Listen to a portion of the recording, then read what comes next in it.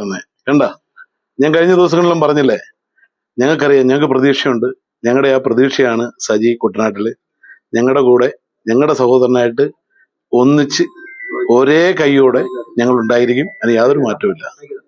ഈ സജി പറഞ്ഞ കുറച്ച് ആവശ്യങ്ങളുണ്ടായിരുന്നു കുട്ടനാട്ടിൽ, താങ്കളും പ്രചരണ രംഗത്തെ പറയുന്ന ആവശ്യങ്ങൾ. തീർച്ചയായിട്ടും രണ്ടാവശ്യങ്ങൾ ഒരുമിക്കുമ്പോഴത്തേക്ക് ഒരു പുതിയ കുട്ടനാട്. അതല്ലേ ശക്തി, അതല്ലേ ശക്തി.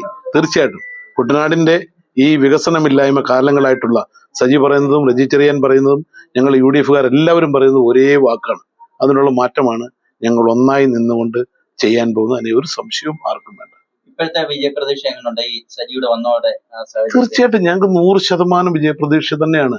കാരണം എല്ലായിടത്തും ഞാൻ നിങ്ങളോട് കഴിഞ്ഞ ഇതിലും പറഞ്ഞിട്ടുണ്ടായിരുന്നു, സജി ഞങ്ങളുടെ പ്രതീക്ഷയാണ്. ഞങ്ങളുടെ പ്രതീക്ഷ ഒരിക്കലും മാറുന്നില്ല. അത് വരും. സജി ഞങ്ങളുടെ കൂടെ കാണും, ഞങ്ങളുടെ സഹോദരനാണ്. അതാണ് ഇവിടെ സംഭവിച്ചേക്കുന്നത്. അതിന് യാതൊരു, നിങ്ങൾക്ക് എല്ലാവർക്കും, ഞാൻ നിങ്ങളോട് എല്ലാം അതാണ് നേരത്തെ പറഞ്ഞിരുന്നത്, അല്ലാതെ വേറെ ഒന്നും പറഞ്ഞില്ല. ഞങ്ങളുടെ പ്രതീക്ഷയാണ്. ആ പ്രതീക്ഷയാണ് ഇപ്പം സബലീകരിച്ചത്. അത് അതിന്റെ സമയമാണിത്.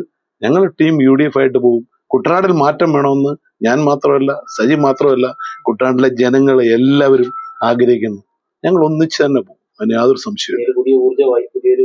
തീർച്ചയായിട്ടും. അതിന് ആ ഒരു ഊർജം ഞങ്ങളിൽ എല്ലാവരിലും കണ്ടില്ലേ?